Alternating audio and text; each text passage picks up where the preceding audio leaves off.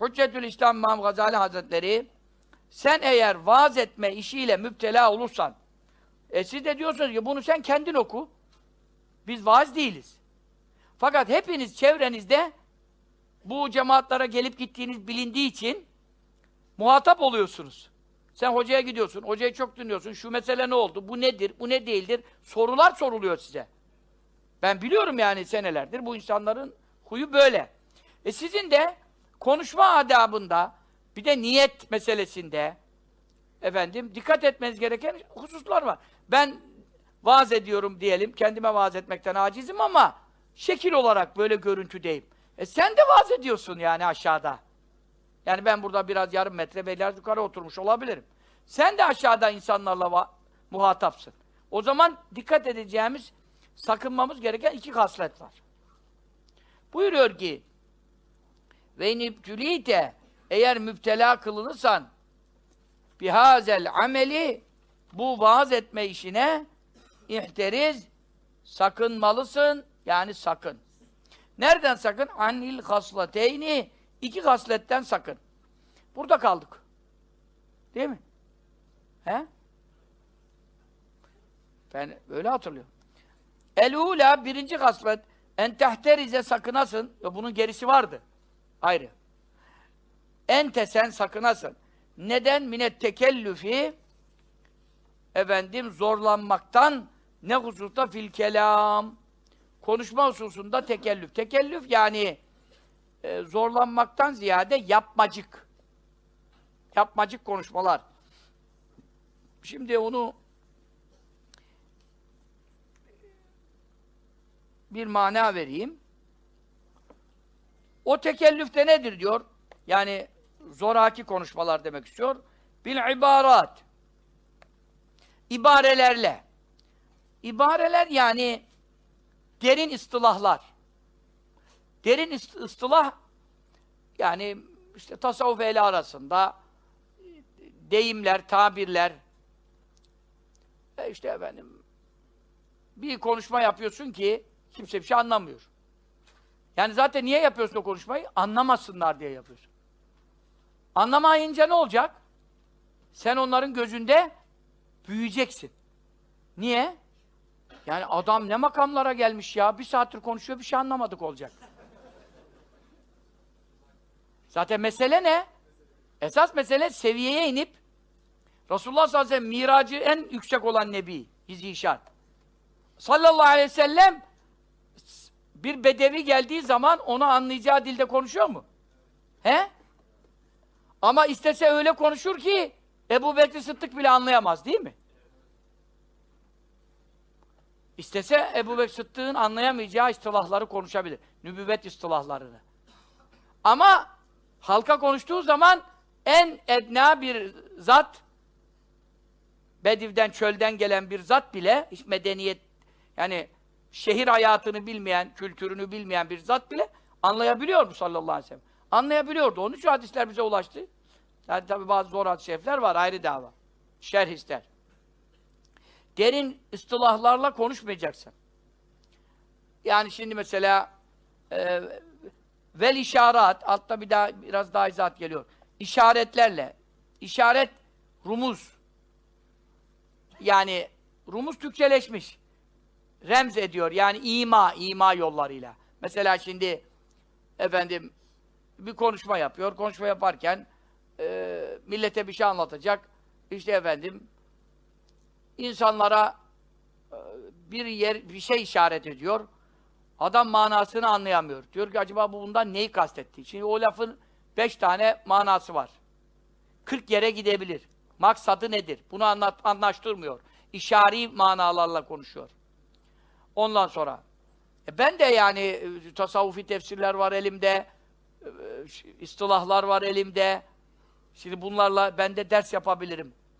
Ve saatlerce konuşabilirim. Ve konuştuğumdan da bir şey anlayamayabilirsiniz ha. Var yani, öyle kitaplarım da var. Ama şimdi bu maksat mıdır?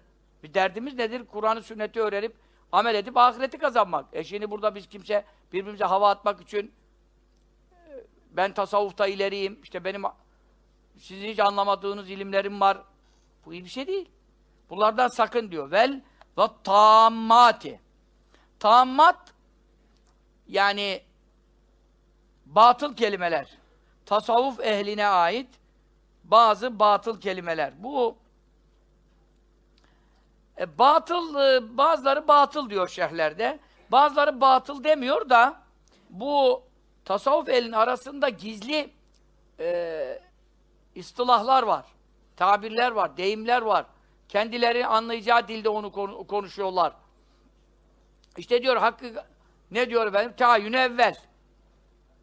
İlk tayyün. Sen şimdi tayyün evvel nedir anlamıyorsun. Halbuki hakikati Muhammediye diyor. Ve nuru evvel diyor, aklı evvel diyor. Sen şimdi orada onların hepsi esasen Efendimiz sallallahu aleyhi ve sellem'in ilk yaratıldığı nura gidiyor ama o tabirden o manayı lügata baksan bulamıyorsun. Lügat onu çözmüyor. Fena fillah diyor. Nedir şimdi fena fillah? He? Onu biraz fazla duydunuz herhalde ama fena fillah çok derin bir tabir yani. 5 saat konuşsan çıkamazsın içinden. Beka billah. Beka billah. Nedir beka billah? Fena fillah, beka billah diyor. Vaslı uryan diyor. Yani bunlar önemli şeyler.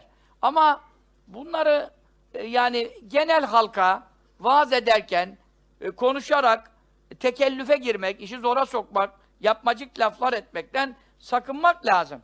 Ondan sonra vel ebyati beyitler yani şiir vel eş'ari şiirler efendim beyit iki mısrası olana beyit deniyor.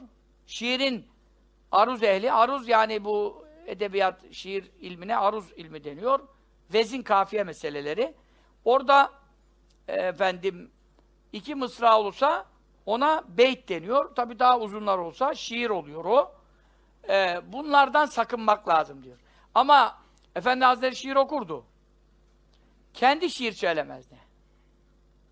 Ve ma allemnâ şi'ra ve mâ yenbegîle.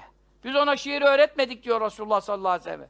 Zaten şiir söylemek ona yakışmaz. Eğer şiiri güzel becerebilseydi sallallahu aleyhi ve sellem ne diyecekti müşrikler? Zaten güzel şair idi. Zaten dediler. Kur'an'a da şiir dediler. Efendimiz'e şair dediler. Em yekûne şairun neterabbasu bi raybel menûn. Ayet.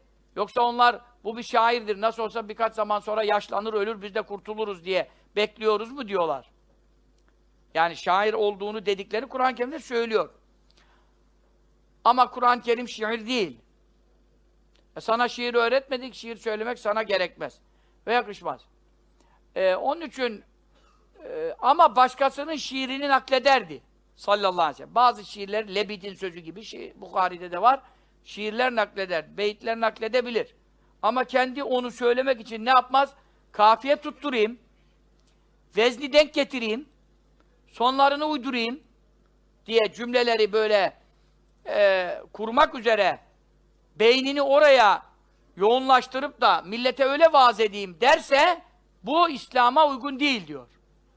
Konuşmalarda çok edebiyata ne yapmamak lazımmış? Girmemek lazımmış. Orta yollu gideceksin. لِيَنَّ اللّٰهَ Teala çünkü Allah Teala yubghizu kızar, buğz eder. Kimlere? El mütekellifin. Mütekelliflere. Ne demek mütekellif? Zoraki, yapmacık şekilde. Yani her işte hadis-i şerifte özellikle söz meselesi hadi konumuz. Ne buyuruyor? Ebu Davud'da bu usta bab açmış. Konuşurken sözleri özenle seçen böyle kelimeler nasıl? Bazı öyle var. Şeyler hep öyle oluyor. Ne onların adı? İlahiyatlar falan şeylerinde ne yapıyorlar öyle? Şeyler hazırlıyorlar. Sempozyumlar veya aralarda böyle programlar hazırlıyorlar. Profesörler çıkıyor. Seminerler oluyor. Doçentler çıkıyor, beyefendiler. Zaten hiç kağıda bakmadan da konuşamıyorlar. Ve konuşurlarken hep dediği gibi falan. Ama lafları da özenle seçiyorlar. İşte kelimeler ona göre hazırlanmış. Bakıyorsun böyle. Allah Allah ne demek istiyor acaba diyorsun. Ha şimdi Mevla bunları sevmiyor. Ne buyuruyor Ebu Davud'da? Hadis-i şerifte sallallahu aleyhi ve sellem İnnallâh azze ve celle yubghidul belîga minel rical. Erkekler içinde çok belagatle, fesahatle konuşmaya çalışan, kendiliğinden konuşan müstesna. Resulullah sallallahu aleyhi ve sellem fesahatta, belagatta zirveydi. Ama hiçbir zaman bir kelimeyi seçerek konuşmaz. Vahiy ile konuşur zaten, o başka. Ama اَلَّذِي يَتَخَلَّلُ بِلِسَانِ تَخَلُّلَ الْبَقَرَةِ بِلِسَانِهَا. Nasıl ki sığır diyor, diliyle otları yerken böyle aranıyor. Akıllı sığırsa tabii, tam öküzse o ne gelirse yer. Ama akıllı hayvan bile ne yapıyor? Otlar içinde ayrım yapıyor. Özenle seçip de yiyor. İşte ineğin diyor, diliyle otları ayırdığı gibi adam olup da laflar içinde sözleri ayıranlar, yani ben bu kelimeyi mi kullanayım, bu ulan sen onu düşünene kadar zaten dediği gibi mevzu bitti yani. Millet seni dinliyor burada. Allah ne verdiyse iyi niyetle, ihlasla millete bir şey anlatacaksan anlat yani. Sen burada şimdi o kelimenin yerine onu mu kullanayım diye düşünürsen şerit kopar. İkincisi, tabi onları önceden yazıyorlar. Çünkü orada konuşurken onları seçemez. Seçemediği için önceden ne yapıyorlar konuşacaklarını? Yazıyorlar ki ondan sonra da orada çok edebiyat geçiyor. Edebi cümleler geçiyor falan falan. İşte bunları Mevla Teala sevmez buyuruyor hadis-i şerifte. Çünkü bunun sebebi nedir diyor. Şimdi mevzu nereden çıktı? Niye sevmiyor ya? Adam güzel konuşuyor. Edebiyatlı konuşsa ne zararı var? Burada mesele şuradan geliyor. Burada tabii din işinde olursa, vaaz işinde olursa özellikle. Ama adamın dersi zaten şiirse, yani çocuklara edebiyat dersi veriyorsa, vezin kafiye aruz tutturacaksa, o ayrı bir şeyden bahsediyoruz. Ama sen topluma vaaz ediyorsan, nasihat ediyorsan veya da biri sana bir şey soruyor, konuşuyorsan, anlayacağı dilde hitap edersin. Allah öğrettiklerini anlatırsın.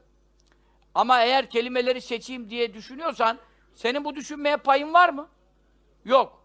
Sen bu payı buluyorsan, bu fırsatı buluyorsan kendine, demek sende ne var? Gösteriş var. Çünkü Allah adamı olsaydın, o anda Mevla'nın öğrettiklerinden o kişiyi namaza başlatmak için, değil mi? İçkiyi bıraktırmak için veya faizden vazgeçmek, neyse, konu neyse, gündem neyse, Allah için bir şey anlatacağın zaman, senin burada şu kelimenin yerine şu kelamı konuşayım diye düşünme payın olmamalı. Eğer bu şeyde ayrım yapacak kadar kendine sahipsen, mukayyetsen, demek sende ne var? Riya bahisi ve saiki var. Ondan sonra fesahat izhar edeyim, düzgün konuşma göstereyim. Sonra beraat deniyor bunlara. Arapçada yani edebiyat demektir. Bununla ne olayım? Mümtaz olayım. Ne demek mümtaz? Herkes desin ki ne biçim konuşuyor. Ne güzel konuşuyor. Adamdaki cümleler ne okkalı. Yani bazı böyle insanlar var hakikaten ama özellikle yapıyorlar bunu. Seçici kelimeler kullanarak yapıyorlar. Bunların hepsi şeriatta mezmumdur, kınanmıştır ve reddedilmiştir. Ne buyuruyor sallallahu teala aleyhi ve sellem? Ela agah olun. Yani bu Sahih Müslim'de de alıyor. Burada diğer kaynakları da veriyor. Agah olun, yani dikkat edin. Heleke helak oldu. Kimler helak oldu? El mütenattuun. Konuşurken, kelamları seçerken son derece derin gidenler, çok edebiyatlı konuşmak için dibine inenler helak oldular. Ne demek helak oldular? Maksatlarına eremezler, insanlara bir şey anlatamazlar, insanlarda tesir ve etki sağlayamazlar. Çünkü bir insan Allah'ın zikrinden gafil olursa, Mevlasını unutursa, ahireti düşünmezse, ihlas taşımazsa, ancak bu adam yani şu kelimenin yerine şunu seçeyim, bunu konuşmayayım, şunu konuşayım diye beğenileyim diye düşünebilir. Ama Allah adamları beğenilme derdi olmaz. Cümleler devrik idi, kopuk idi, sonları vezinsiz idi. Bize ne bundan? Kimse de onu ne yapmaz? Efendim ya bu adam hakikaten Allah adamı, içinden geldiği gibi Allah için konuşuyor der. Öbürleri helak olur. Ne demek helak olur? Çünkü ahireti düşünmez. Mahşeri düşünmez, cehennemi düşünmez, Mevla'yı zikretmez. O zaman ne hesap eder? Ben şimdi bu millete bir konuşma yapacağım. Evet. Burada nasıl kendimi beğendirebilirim? Nasıl sevdirebilirim? Hangi kelimeler, hangi cümleler? Ya da işte fıkra anlatacak veya şunu yapacak. Her şeyi seçer. Hazırlık yapar. Bunda Mevla sevmiyor bu işleri. Onun için sen yavrum diyor, vaaz edeceksen, insanlara bir hitabet yapacaksan, bir konuşma yapacaksan, Allah'tan iste, Mevla'nın açtığıyla, fütühatıyla gelenlerden anlat. Çünkü vel mütekellif, tekellüf yapan kimse, Efendimiz sallallahu aleyhi ve sellem nehyedildik buyuruyor. Kimdir? El mütecavizu, aşandır anil had, sınırı aşandır. Allah Teala tekellüfü yasaklamış. Her işte yasaklamış. Yani demin dedim, Selman radıyallahu anh'a misafir geldi. Evine misafir geldi. İşte ne varsa hayrut ma hazar, yemeğin en hayırlısı hazırda ne varsa odur. İşte önüne bir şey çıkarttı koydu. Ama tabii insan şunu da düşünüyor. Ya ben sana haber verdim kaç saat evvel veya kaç gün evvel geleceğimi. Ne demektir bu? Bir şeyler hazırla demektir. Şimdi Hazreti Selman da radıyallahu anh bulduğunu koymuş. Bir şey de hazırlamamış. Adam da herhalde bir acaba mı dedi falan. Hani bazıda şöyle oluyor. Adam diyor şimdi önümüze koydu bir zeytin peynir. Biz de buna dayanırız. Arkada börek gelir, tavuk gelir. Bu sefer burada tıkanırız. Onun için yavaş yavaş az bir şey yiyor, böyle bekliyor falan. Sen de o zaman ne diyeceksin? Ye diyeceksin, arkası yufka diyeceksin yani. Çünkü adamı da beklentiye sokmayın. Bazı böyle saatlerce adam bekleyen var ya, bir şey gelecek diye. Herif de geleni koymuş zaten. O da diyor Allah Allah, daha fazla beklentiye girmiştim ben. Kokular geliyordu meğer, yan komşudan geliyormuş mesela.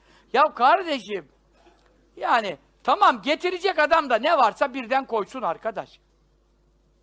Ya bazı yerlerde de var, yemeğin ortasında tatlı geliyor. Konya'da mı bir yerde öyle. Örf. Çorba, bakla, şey işte. Ondan sonra 2 çeşit, 3 çeşit normal yemek bitti daha. Tatlı da geliyor, sen artık ne diyorsun? Tamam diyorsun, koy veriyorsun tatlıyı mat. Ondan sonra yemek başlıyor bir daha, esas yemek. Su börekleri, tepsiler geliyor. Allah Allah! Yani bazı da böyle memleketler olabilir. Yani tekellüfe, zoraki işlere lüzum yok. Baştan dersin şunlar var. Veya dersin al hepsi burada. Ne yapacaksın? Hazreti Selman da dedi ki levla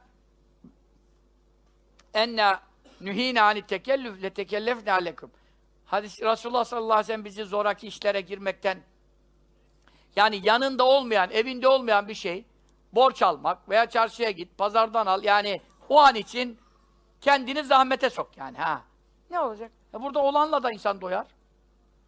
Biz dedi zora girmekten, zoraki işler yapmaktan yasaklanmasaydık, iyi bir zoraki bir ziyafet yani mükellef bir sofra diyorsunuz. Bak o da buradan geliyor. Külfet, tekellüm. Mükellef bir sofra denir. Türkçede kullanılıyor bu mükellef. Yani külfetli. Adam zahmete girmiş, canı çıkmış sofrayı hazırlayana kadar. Belki de borca da girmiş.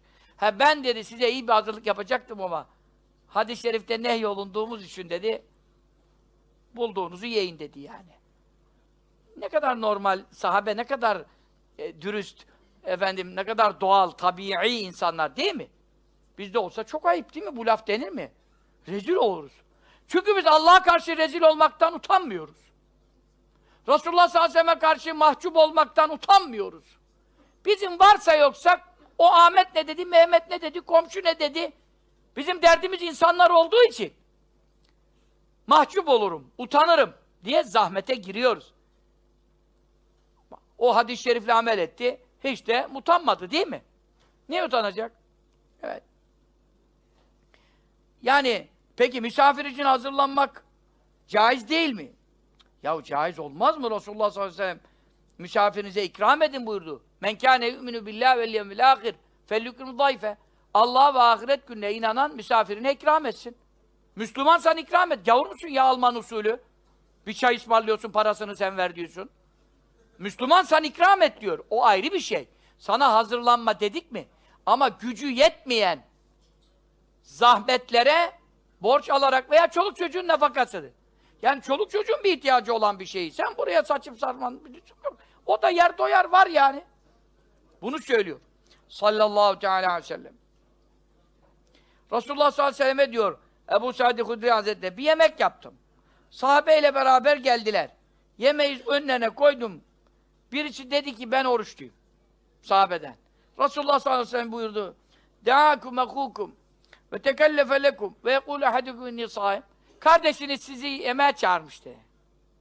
Bir de tekellüfe girmiş. Zahmete girmiş. Külfetli bir de sofra kurmuş. Yani o zamanın külfeti tabi bizinkinin şimdi 1/1000 etmez de. Bizde en fakirimizde bile sahabeden fazla yemek var. Yani zahmete de girmiş. Eşin sizin biriniz kalkmış oruçluyum diyorsunuz. Olmadı bu yakışmaz dedi. Ne demek istedi? Oruç, nafile orucu ev sahibinin memnuniyeti için ne yaparsın? Açarsın. Sonra oruç sana vacip olur. Vacip olduğu için başka gün tutarsın. Ama kendisi bunları yapmayın buyurmuş ama biri de yaptığı zaman da yani bir yemek ikram hazırladığı zaman da ona da ne yapmamış? Kızmamış yani ne yaptın falan ama hatta adama ne demiş? Orucunu aç demiş. Ya bak adam zahmete girmiş, yemek yapmış. Şimdi oruçluyum denmez demiş yani. Sallallahu aleyhi ve sellem. İslam denge, istikamet, ifratla tefrit arasında ölçüyü muhafaza. Demek ki zoraki konuşmalar, yapmacık cümleler, kelimeler, lügat ve sözlük üzerinde durmalar insanın batınının harap olduğuna ve kalbinin ve gafletil kalbinin Allah'tan habersiz olduğuna delalet eder. Çünkü Allah'ını bilen, zikir üzere olan insan ne yapmaz? Böyle özel cümleler kurayım, özel kelimeler kullanayım, milleti cezbedeyim, celbedeyim, çekeyim diye uğraşmaz. Kendini tekellüfe, külfete sokmaz. Vaazında, konuşmanın, hitabetin neyse usulü budur. Bundan sakınmalısın diyor. Ve manet tezkiri. Şimdi burada tezkirin manası nedir? Tezkir ne demek? İşte ayet-i kerimede ve zekkir, öğüt ver, vaaz et, nasihat et, her türlü gelir. Fe inne zikra, çünkü vaaz-ı nasihat, öğüt vermek, tenfe'ül müminin, inananlara mutlaka fayda verecektir. Mutlaka. Ve manet tezkir, İmam Gazali Hazretleri, vaazın, nasihatın manası nedir? En yüzekkiral abd, vaaz eden adam ne yapacak? Hatırlatacak, uyandıracak. En yezkural abdü de oluyor. Yani kendisi hatırlayacak. Sonra en yüzekkiral abdü de oluyor. Kul kendine önce hatırlatacak. Yani vaaz eden bir şey anlatırken önce kime öğüt vermiş oluyor? Kendine. Ben şimdi ağzımdan çıkıyor, kulağım duymuyor mu? Duyması lazım. Kulağım duymuyorsa o akılsız olurum yani. Kendine vaaz edecek. Oradan insanlar nasibini alsa alır. Neyi hatırlatacak? Nâral âhireti. Ahiretin ateşini hatırlatacak. Efendim, azap var, cehennem var. Bunu hatırlatacak. Çünkü bak farkında mısınız? Nereden başladı? Korkutmadan başladı. Müjdelemeden başladı mı? Başlamadı. Kur'an nereden başladı? Ya eyyühel müddessir, ey battaniyelere, örtülere sarınan nebi, kum feenzir. Kalk, korkut. Uyar, uyar, uyar. Hepsi cehenneme gidiyor bu millet. Bunları uyar. Yani tabii İmam Gazali işte ayet demiyor, bir şey demiyor burada. Benim aklıma geldi yani. Ama çünkü enzirden başladı. Ahiret ateşini hatırlayacak. Hatırlatacak ve taksira nefsi. Kendi kusurunu hatırlayacak. Evvela ben vaaz ediyorum. Çıkmışım bu millete, bu millet toplamış beni dinliyor. Tamam da benim taksiratım var. Eksiklerim var. Ne hususta fî hidmetil hâlik. Yaratana hizmet hususunda. Beni yaratan, beni mükellef tutmuş. Bana emirler yollamış, yasaklar göndermiş. Şeriatlar, hudut, sınırlar, sünnetler, neler neler meşru etmiş. Ben bunları doğru yapabildim mi? Kendi adıma yapamadım. Hiç kabul olacak amel bile gösteremem yani bir tane. Ancak fazl-ı keremine sığınmışım yani. Şimdi sen de, ben kendime bunu söylerken, sen de buradan nasibini alacaksın. Vaaz budur diyor. Allah'a hizmette ne kusurlar etmişim. Bunu düşünecek. Ve yetefekkara. Çok düşünecek. Hem vaaz eden, önce vaaz eden kendi düşünecek. Allah'ım önce bana nasip eyle ya Rabbi. Amin. Konuştuklarımdan, milletin anlamasından önce güzel anlamayı bana nasip eyle. Amin. Kurban olduğum, bana bu noksan işlerden, yanlışlardan dönmek nasip eyle. Amin. Tam sana yönelmek nasip eyle. Amin. Sonra dinleyenlere de hidayet nasip eyle. Allah'ım amin. Kendinize gelince bastınız amirim. Mübarek adam. Ben düzelmeden siz ne yapacaksınız? Ben de kendimi kurtarmaya uğraşıyorum. Bana da bir kuvvetli amin istemez miydi yani? İsterdi. Ha. Benim de sıkıntım çok. Ya da zannediyorsunuz hoca kurtarmış. Öyle bir şey yok. Ne olacağımız belli değil. İnsan tefekkür edecek. Nerede fi ömrihi? Ömrünü düşünecek. Vaaz efendi, kaç yaşındasın? 53. Belki de buçuğu da var. Ha, nerede geçti el mazi? Geçen ömrü. Sen de şimdi düşün bakalım, kaç yaşındasın? Geçen ömrü. Ellezi, öyle bir hayatı ki fi efna, tükettihu onu. Nerede tüketti bu ömrünü biliyorsunuz. 4 şeyden cevap vermeden Ademoğlu'nun ayakları yerden mahşer arazisinden kıpırdayamaz. Mevla'nın huzurunda çakılır kalır. 4 şeyin bir tanesi yani ümri fîme eblâhu ve an ümri fîme efnâhu ve an şebâbi fîme efnâhu. İkisi de farklı. Gençliğini nerede çürüttü? Ömrünü nerede tüketti? Şimdi benim gençliğim geçti. Bir kısmınızın gençliği çürüdü. Ama içinizde gençler var hala. Onlar hala nerede çürütüyorlar? Çürütmesinler. İnşallah ebedi hayata kullansınlar, yatırım yapsınlar. O zaman çürümez. Ama içki, kumar, maç, hac, film, dizi bunlar çürütür. Gençliği çürütürsünüz. Çürütmeyin. Biz çürütmemeye çalıştık. Bir şeyler okutmaya çalıştık gençliğimizde de. Yanlışlarımız olmakla beraber genel ve ekseriyet itibariyle zahiren görüntüye baktığım zaman çoğunu hayırda görüyorum. Yani vakitlerimin çoğunu harcamak bakımından. Evet. Nerede tüketti? Malayaniler, boş işler, boş sözler. Evet. Min husni İslamil mer'i terku malayani. Kişinin güzel Müslüman olduğu nereden belli olur? Fuzuli işleri bıraktığından belli olur. Dünyasına yaramıyorsa, ahiretine kar getirmiyorsa terk edecek. Mesela onlara Hadimi Hazretleri misaller veriyor. Ne diyor? Yolculuktan gitti geldi. Yolculukta neler gördüğünü falan anlatmaya başladı. Bunlar fuzulidir diyor. Değil mi? Siz ne diyorsunuz adama hemen? Yediğin içtiğin senin olsun. Gördüklerini anlat diye başlıyorsunuz. Bu da başlıyor anlatma. Değil mi? Bir küçük şey görmüş, tilki. Diyor ki öküz kadar tilki gördüm. Millet diyor Allah Allah. Hikaye. Yolculukların hikayeleri diyor bak. Yemeklerin hikayeleri diyor. Ben sana dedim sinet çekip bilmem ne çekip atmayın dedim. Instagram, WhatsApp bilmem ne öyle yemeği İmam Bayıldı'yı çekiyorsun. Ya kardeşim ne manası var İmam Bayıldı'yı adama atıyorsun ya? Sen de mi bayıl demek istiyorsun? Yani yemekleri anlatmak, tavsif etmek, şurada bir şey yedik. Ya adam artık demiş ki ya gidelim de yiyelim arkadaş sabaha kadar seni dinliyoruz da ben. Bari sus da biz de gidelim orada anlayalım demiş yani. Anlatıyor. Ya sanki desen ki dükkanın ortağı ya. Ama fuzuli konuşacak ya laf lazım. Laf lazım. Diyor seferlerin hikayeleri, yemeklerin hikayeleri, denizlerin hikayeleri. He? İşte deniz yolculuğuna çıkıyorlar ya falan. Oho! Bizim oğlan bir ufak küçük balık gösterdi. Balina gördüm derdi küçükken. Şimdi adam işte atıyor. Bir de dünya turu var bu denizlerde. Gidiyorlar, geliyorlar falan. Ondan sonra anlatıyor mesela. Şu okyanusta şunu gördük, bunu gördük. Onlar da dinliyorlar. Halbuki bunlar mubah biliyor musun? Eğer adam yalan katmıyorsa yalan katıyorsa da dinleyene günah değil. Yalan katan mübalağa yapıyorsa ona günah. Dinleyen de manyaksa zaten yutar. O ayrı bir şey de. Ama dinleyene günah yok. Çünkü yalana ortak değil adam.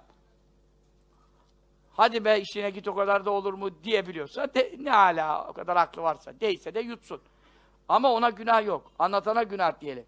Ve lakin bir adam deniz yolculuğunda yaşadıklarını anlatsa günah olur mu? Olmaz. Yemekleri anlatsa günah olur mu? Olmaz. Yolculukta efendim dağlarda, bayırlarda neler gördü? Olmaz. Şaka yapsa, latife yapsa, gırgır şamata yapsa ama yalan olmayacak. Mizah yani şaka yalana, gıybete, iftiraya ve mübalağa ki mübalağa yalandandır, bir kısımdır. Abartma meselesi yani. Tamam.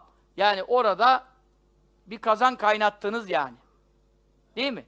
Yolculukta bir grupsunuz falan.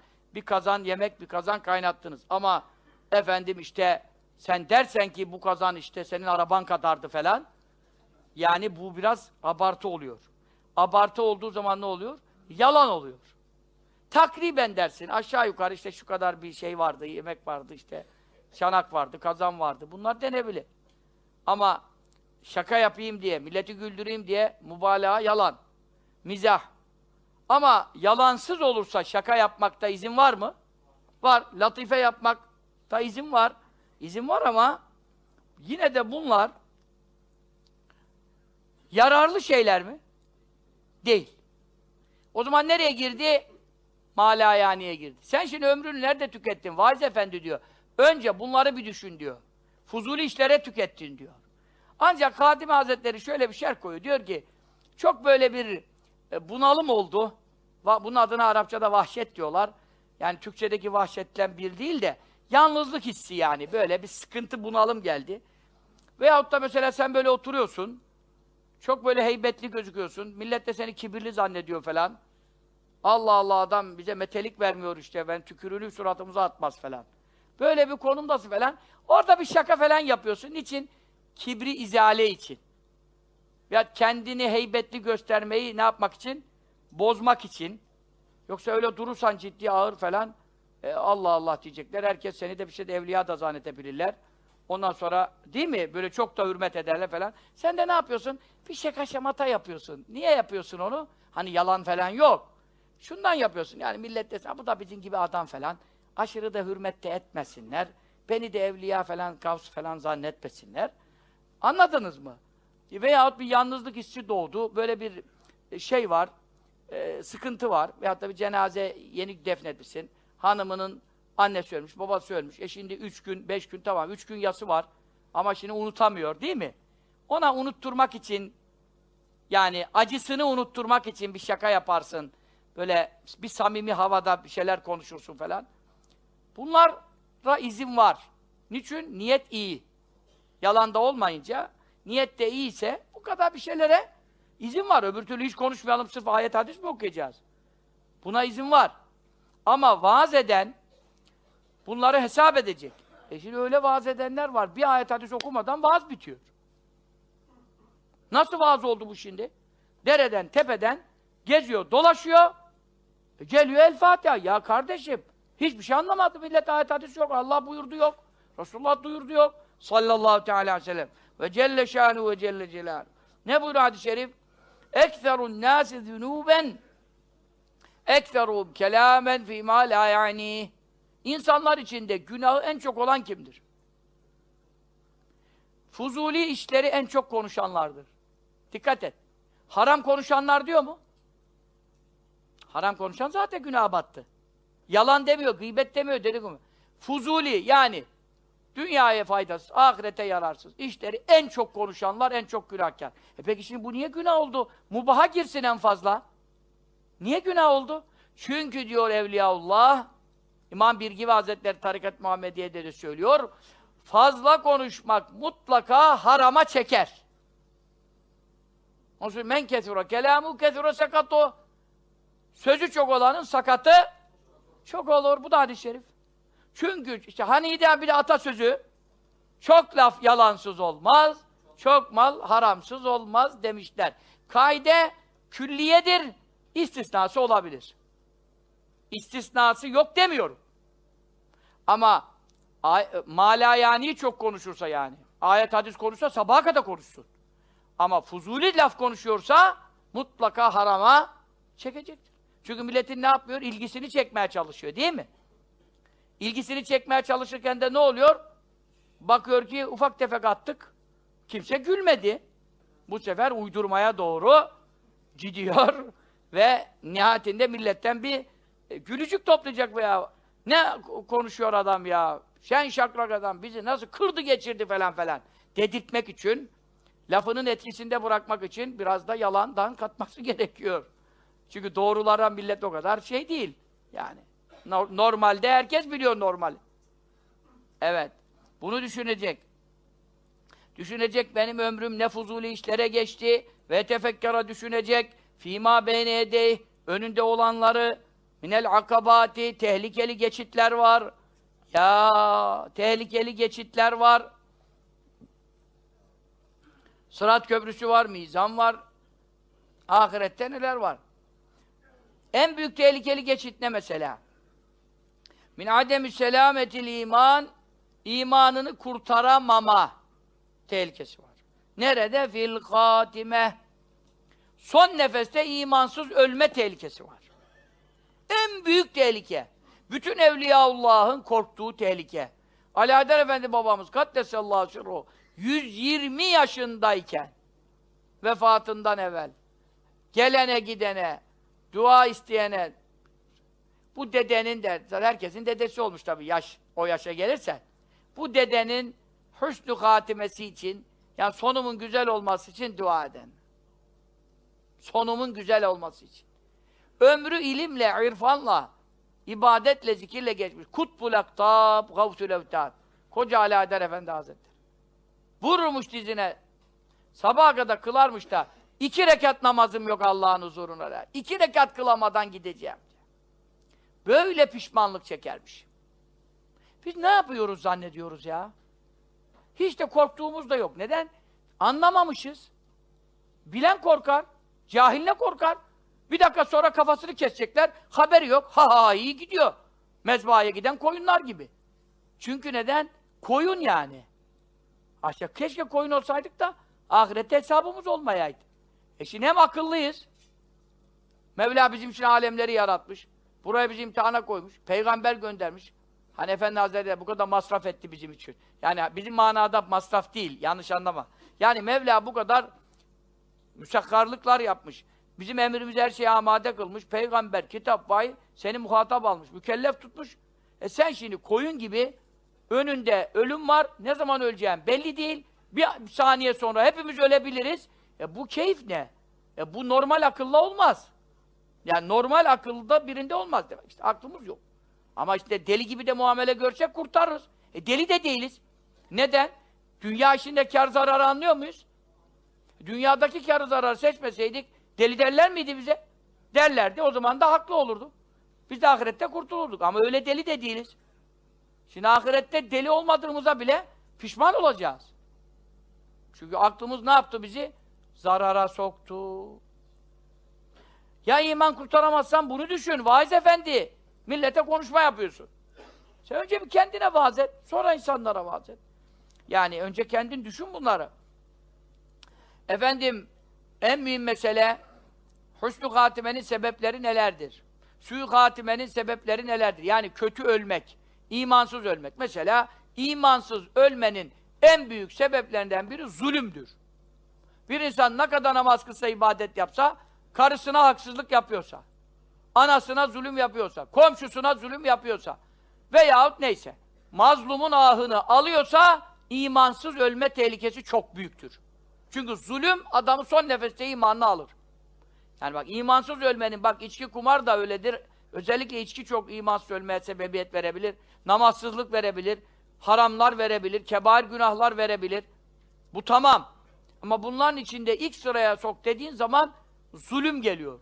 Hep zulüm yüzünden zalimler Müslümanken kafir ölmüşlerdir. Onun için zulüm yaparken, gasp ederken, adamın hakkını vermezken, borcunu ödemezken vesaire, şirkette ortaklığı bozup da adama zarar verirken neyse. Evvela şunu düşün, ya son nefeste imansız ölürsem, bu adamın bedduasını almayayım. Niye alıyorsun beddua kardeşim? Velev ki zararın olsa, kendi zararını tercih et, mazlum ol, zalim olma. Yani iki şıktan biri ise mecbur, o zaman da mazlum olmayı seç, yani o sana zulmetmiş olsun. Sen zalim olma tarafını terk et. İman selametine neyle ulaşırız? Bunlara efendim dikkat edeceksin.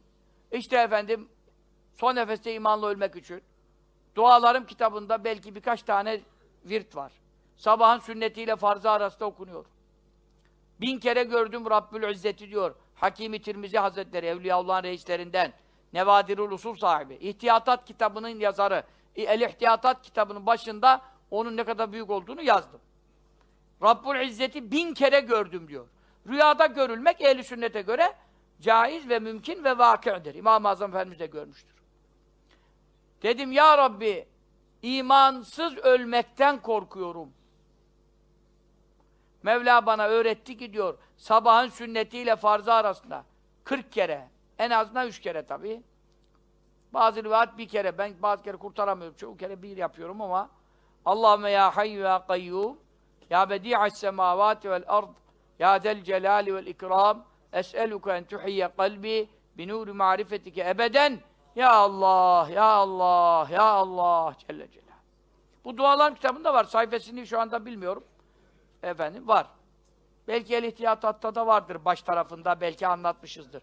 Mevla'yı görmesi menkıbesinden belki yola çıkarak. El-İhtiyatatın kendinde yok da, mukaddimede onu tanıtırken almış olabilirim diye hatırlıyor. 35'te, El-İhtiyatatta mı? Tamam, o daha kolay demek. Dualarım daha büyük, kitap zor bulunur. Ama bulunur. Zaten Allahümme ya hayyu ya kayyum diye Firis'te var, Arapça Firis'ten bakarsan hemen sayfası çıkıyor. Ondan sonra Şehidallahu, güneş doğmadan 4 kere okunuyor, güneş batmadan 4 kere okunuyor. Bu 4 kere okumak 4 şahit yerine geçiyor. Şehidallahu ennehu ayet-i kerimesi. İnneddîne indallâhi İslam'a kadar arada bir duası var. Ve ne eşhedü duası var. O da duaların kitabında da var. Bunu Efendi Hazretlerinden de duymuştum. Halid-i Bağdadi Hazretleri'nin tertiplerinden. 4 şahit yerine geçiyor. Yani güneş doğmadan, güneş batmadan. Bunun gibi daha birçok hadis-i şeriflerde rivayetler var. Mesela Allahümme ecirni minennâr kısa ve kolaydır. Akşamdan, sabahtan sonra dünya kelam konuşmadan 7 kere. Ama o gün öldüğünde cehennemden beraat yazılıyor. Bu ne demektir? İmanlı öleceği kesindir. Seyyidül İstiğfar, istiğfarların efendisi, Allahümme ente Rabbi diye başlıyor. Okuduğu gün ölürse şehittir, cennet ehlindendir. Resulullah yemin ediyor sallallahu aleyhi ve sellem. Hadis-i şerif Bukhari'dir. Bukhari'dir. Sabah okusa o gün ölse, akşam okusa o gece ölse, kâne min ehl cennet, mutlaka cennet ehlinden olur. Hiçbir şeye bu kadar yemin etmezdi, yemin etti sallallahu aleyhi ve sellem. Ölür, imanlı ölür, cennet elinden olur ve rivayetlerin birinde geliyor, şehittir. Çok kısa bir duadır. Hiçbir şey yapmasa insan, akşam sabah olur olmaz, tetikte bekleyecek. Vakit girer girmez, imsak olunca, imsaktan sonra gündüz giriyor, güneş batınca akşam ezanıyla gece giriyor. Hemen insan, belki ölürüm 5 dakika içinde, sabahtan okumuşum ama akşam olur olmaz, ilk iş okusa keşke, değil mi? Hiç unutmasak. Yani bazı geciktiriyorum, yani okumadığım yok, elhamdülillah okumadığım yok. Ama işte bazı geciktiriyoruz. Halbuki o arada ölme tehlikemiz var. Ama işte millet meşgul ediyor, bir şey oluyor falan. Misafir oluyor falan. Olsun. Biz okumalıyız. Neden? İnsan evvela önündeki tehlikeli geçitleri düşünecek. Birinci tehlike, imansız ölme tehlikesidir. Allah Teala cümlemizi sui hatimeden muhafaza eylesin. Ondan sonra tefekkür edecek. Burada kalalım. Buradan ilerisinde ölüm meleğinin ruhlarımızı kabz hali, ondan sonra ölüm meleğinin şekli, sureti acayip, ilk görüyorum. Kitaplarda değişik şeyler anlatılıyor. Yani yakında görüşeceğiz zaten ama önceden hazırlıklı olmakta fayda var. Bilmekte fayda var. İmanımızı kurtarmak için neler gerekli olduğunu inşallah efendim düşünerek, dert ederek ve bu korkuyla, bu endişeyle Allah'ımız bizi görürse Mevla buyuruyor ki madem bu imanına değer veriyor, iman söylemekten korkuyor, ben de ona kötü sondan ona eman verdim buyurur. Ama öbür türlü nasıl ölürsem öleyim, nasıl yaşarsam yaşayayım, o zaman Mevla bakar ki bu adam ne ahiret derdi var, nasıl ölürüm diye bir endişesi yok. Yani imanın kıymetini bilmiyor. Miras yedi gibi bütün serveti bir günde harcar yani bu adam. Bu adam imanını da kaybedebilir. Allah muhafaza etsin. Onun için biz vaazın manası bu, nasihatin manası bu. İnsanlara iyilik yapacaksan bunları konuş. Önce kendin düşün, sonra millete anlat. Herkes haddini bilsin, sınırına çekilsin, haramları terk etsin, ahirete yönelsin. Nasıl imanlı ölebilirim? Derdine düşsün. Vaazın gayesi budur diyor. Hüccetül İslam İmam Gazali. Kaddesallahu Teala sırrı. Rabbim şefaatlerine nail eylesin.